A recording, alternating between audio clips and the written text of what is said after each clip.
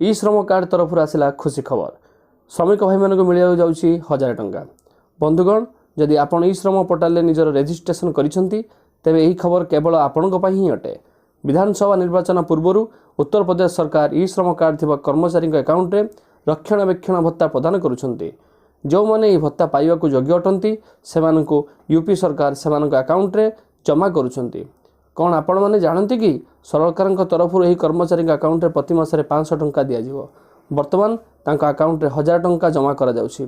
जदि आपण ई श्रम पोर्टाल ले मध्य पंजीकृत होइथिले तेबे आपण आपणकर खातार स्थिति जांच करि परिबे।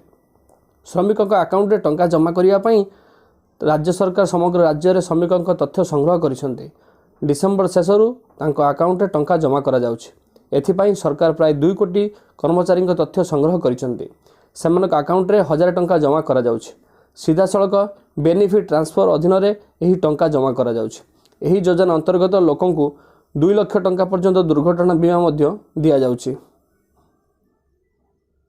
ई श्रम कार्ड रो लाभ असंगठित क्षेत्र श्रमिक मानक दिया जाए।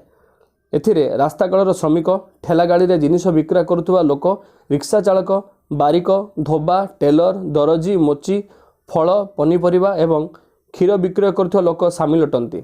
यह व्यतीत गृह निर्माण परि कार्य नियोजित श्रमिक माने मध्य अंतर्भुक्त अटंती। खाता सहित लिंक होइतिबा मोबाइल नंबर वार्ता जांच करंतु। 2 नंबर डाकघर किंबा बैंक को जाय यह विषय जांच करंतु। 3 नंबर पासबुक प्रवेश करी आपण मध्य जानि परिबे।